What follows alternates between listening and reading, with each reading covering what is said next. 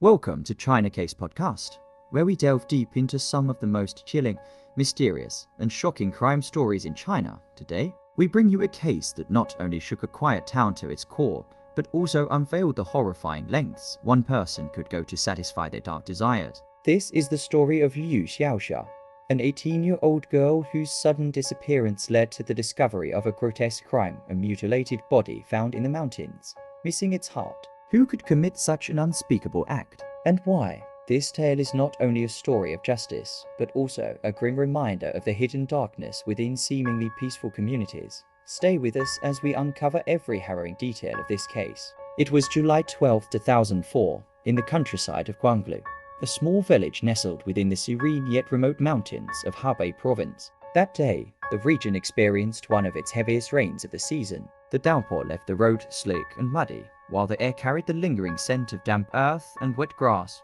In this quiet corner of the world, life moved at a slow, predictable pace. The villagers were mostly farmers, shepherds, and factory workers, simple people going about their daily lives. The rhythmic sounds of cowbells echoed across the fields, a soothing backdrop to the otherwise tranquil rural life. After the rain subsided, a group of young boys from Li Xiaoxia village, as was their routine, brought their cattle to graze in the open fields. Among them was a boy named Xiang, known for his spirited personality and knack for getting into trouble. The boys, eager to kill time while the cattle grazed, huddled beneath a large leafy tree to play cards. They laughed, argued, and teased each other, completely absorbed in their game, oblivious to the passing hours. It wasn't until the sun began dipping toward the horizon that one of them glanced around and noticed something alarming. The cattle were no longer where they had left them. Panic swept over the group. They scattered across the fields, searching desperately for the herd. In their frantic search, most of the cattle were quickly found.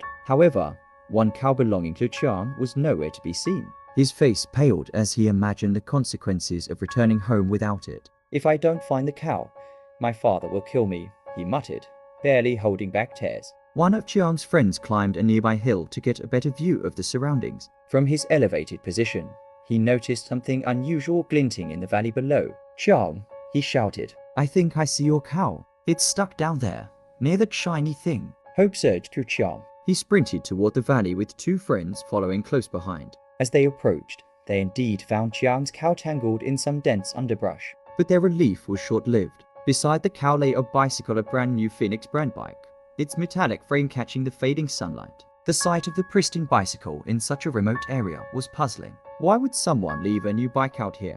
Qiang wondered aloud. He reached out to touch the bike, his curiosity overtaking his fear. That's when he saw it just meters away from the bike, partially concealed by tall grass, was something far more sinister. The boys froze as their eyes adjusted to the eerie sight.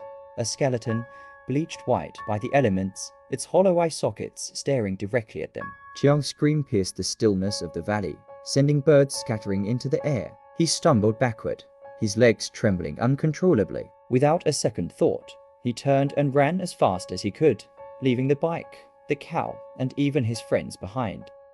The other boys, though equally terrified, followed Qiang in silence, their young minds struggling to process the horror they had just witnessed. It wasn't until they reached the safety of their village that they dared to speak again. Even then, none of them could muster the courage to explain what they had seen, not even to their parents. It wasn't until the following morning that one boy, unable to bear the weight of his fear any longer, confided in his parents about the skeleton in the valley. The news spread like wildfire through the village, eventually reaching the local authorities. By the afternoon of July 13th, Police Chief Liu Xiaoxia of Guanglu village received an urgent call about the discovery of human remains in Li Xiaogang. He immediately dispatched a team to the site, accompanied by forensic experts. As they approached the scene, the stench of decay grew overpowering. What they found confirmed their worst fears: the skeletal remains of a person lying exposed in the grass. The forensic team noted the position of the body. It lay on its back,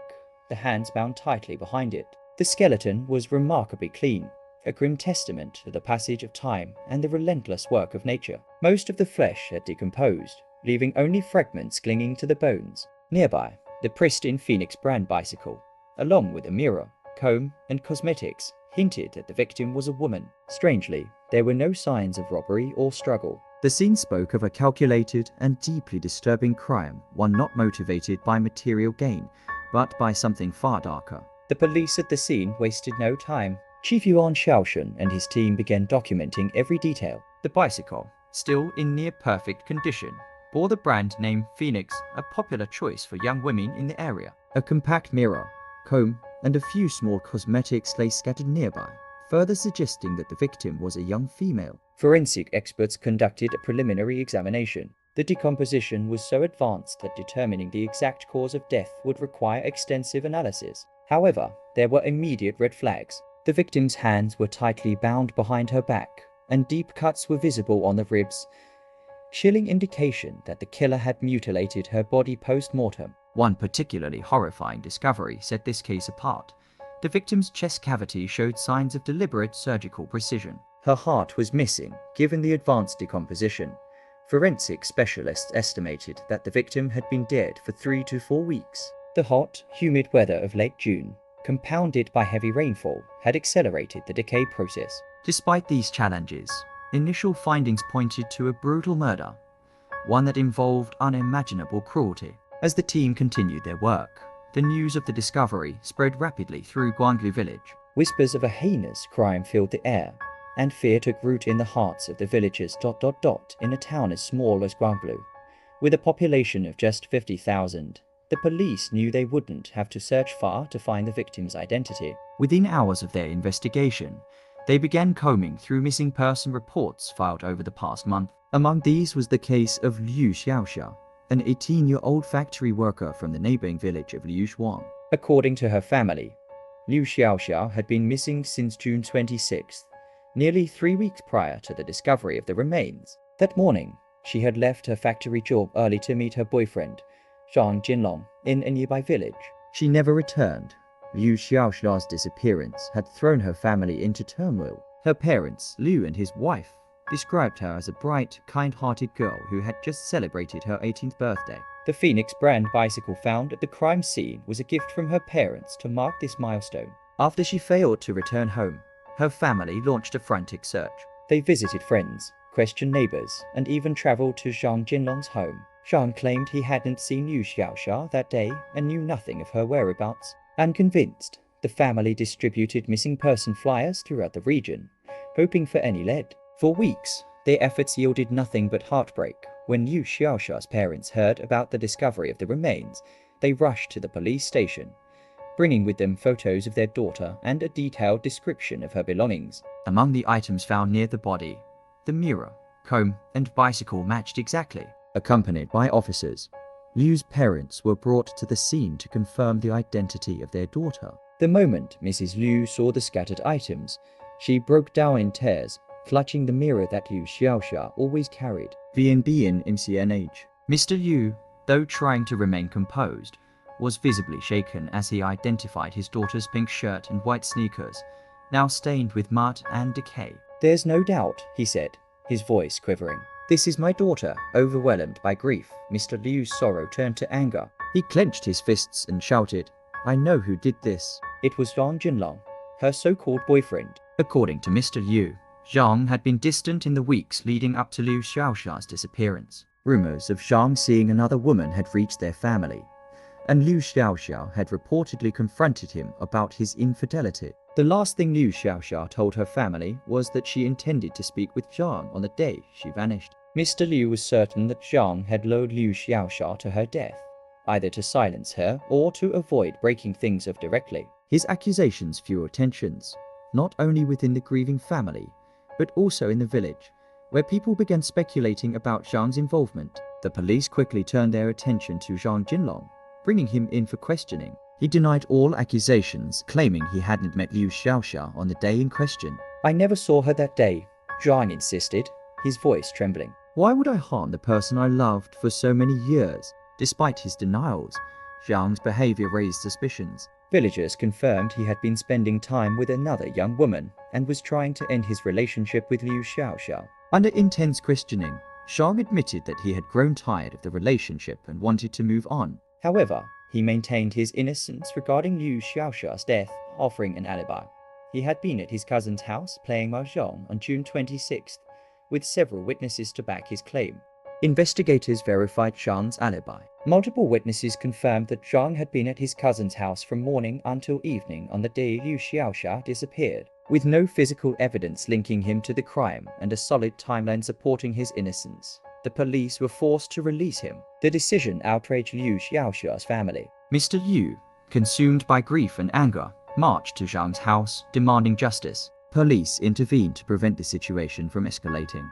But Mr. Liu's words rang out in the village square.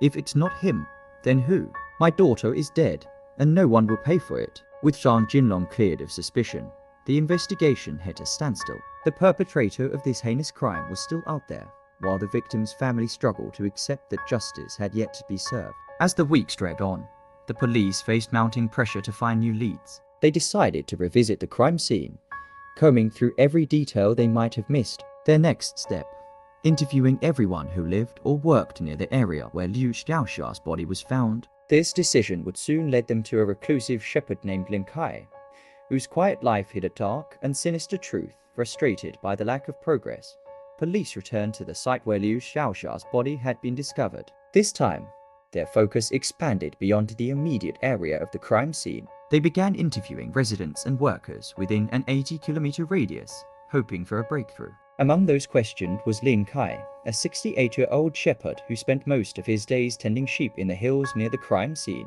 Lin was known for his reclusive nature. Living alone in a modest hut at the edge of the forest, he had little interaction with the rest of the village. At first glance, Lin seemed like an ordinary old man, but as investigators dug deeper, inconsistencies in his story began to emerge. When questioned, Lin claimed to have seen a man near the valley on the day of Liu Xiaoxia's disappearance. According to him, the man was of average height, slightly overweight, with long hair and a local accent.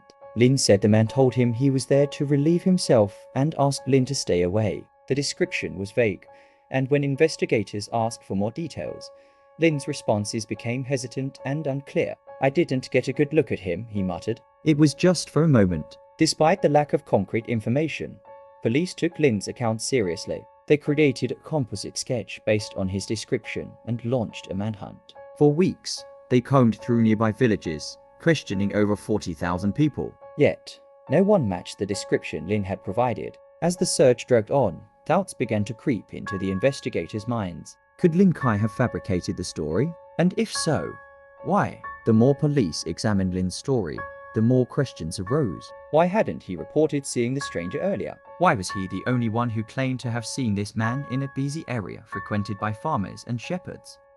Even more puzzling was Lin's behavior. During follow-up interviews, he appeared increasingly nervous. He avoided eye contact and frequently changed details in his story. Investigators began to suspect that Lin might know more than he was letting on. Determined to uncover the truth, police delved into Lin's background. What they found added a chilling layer to the investigation. Lin Kai was not as unassuming as he seemed. Decades earlier, he had been accused of harassing women in the village, though the charges were eventually dropped due to lack of evidence. Rumors persisted about his peculiar habits, wandering the forest late at night, collecting strange objects, and avoiding any close relationships. Neighbors described him as a loner, someone who rarely spoke and kept to himself. His isolated lifestyle raised few eyebrows until now, but the proximity of his home to the crime scene, less than 500 meters, suddenly made him a person of interest. With a court order in hand, police searched Lin's home. Inside, they found a dark, cluttered space filled with old furniture,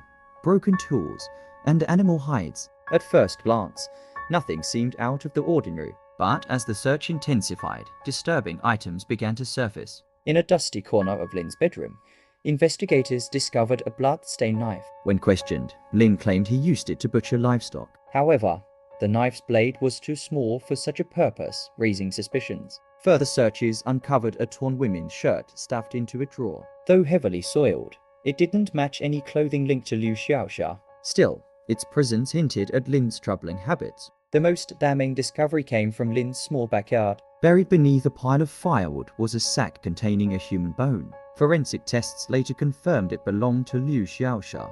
Faced with mounting evidence, police brought Lin Kai in for an intense interrogation. Initially, he denied all involvement, repeating his earlier story about the mysterious man in the valley. But as officers presented the blood-stained knife, the shirt, and the bone, Lin's composure began to crack. "You're lying," one officer shouted. The evidence is clear. You were there. You knew what happened to Liu Xiaoxia. Tell us the truth. Lin broke into a cold sweat, his hands trembling. After hours of relentless questioning, he finally lowered his head and muttered, "I didn't mean for it to happen." It wasn't supposed to be like this. Lin Kai confessed to attacking Liu Xiaoxia on the day of her disappearance. He admitted that he had seen her cycling alone on a remote path and decided to approach her. His initial intent, he claimed, was to talk to her, but his twisted desires quickly took over. As Liu tried to pedal away, Lin struck her with a rock, knocking her unconscious. He then dragged her into the valley, where he attempted to assault her. When he realized he was physically incapable due to his age and health, his frustration turned to rage. To silence her and conceal his crime, he picked up a sharp tool and struck her repeatedly. But Lin's depravity didn't end there. In a grotesque act of violence, he used the knife to open Liu's chest and remove her heart. He later buried the heart near his hut, believing it would erase any evidence of his crime. Lin's confession sent shockwaves through Guanglu village. For weeks, neighbors struggled to reconcile the image of the quiet shepherd with the monstrous acts he had committed. Parents warned their children to avoid strangers, and whispers of Lin's heinous deeds spread far beyond the village. For Liu Xiaoxia's family, the revelation brought some closure but little comfort. We trusted this community to be safe, Mrs. Liu said tearfully. How could someone do this to our daughter? Lin Kai was charged with murder and desecration of a human body. During his trial, he showed little remorse, sitting silently as prosecutors detailed his horrific crimes. The court found him guilty and sentenced him to death. As Lin awaited execution, Liu Xiaoxia's family began the long process of healing. They held a quiet memorial for their daughter, honoring her memory and praying that no family would ever endure the same pain. This tragic case serves as a haunting reminder of the hidden dangers in our midst. While justice was served, the scars left by Lin Kai's actions will remain in Guanglu village for generations. Thank you for listening to China Case Podcast. Join us next time as we explore another story of crime, mystery, and the pursuit of justice. Until then, stay vigilant and stay safe.